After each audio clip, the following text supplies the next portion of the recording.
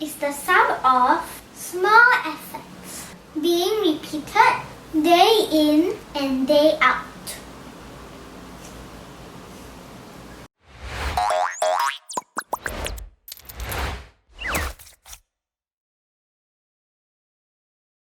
Hello. So 12 days to PSLE. Let's read today's question. The table below shows the ticket prices to a carnival for an adult and a child. There were 50 more children than adults. So if a total of $5,614 was collected, how many children were there at the carnival? So the question tells us that there were 50 more children than adults. So let's find out the total cost for that 50 extra children, the ticket prices. 50 extra children, each child is $8. So 8 times 50, that's $400. I'm going to take out that $400 from the total. Okay, from the total amount of money collected.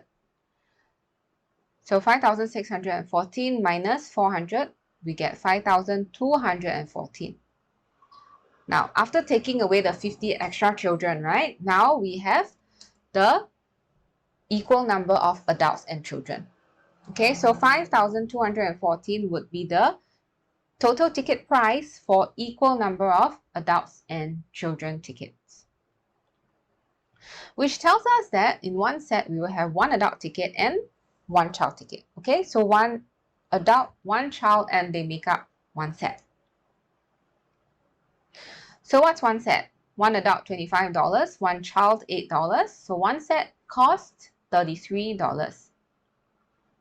Next, we're going to have to take the total, which is 5,214, divided by $33, which is one set, and then we will get 158.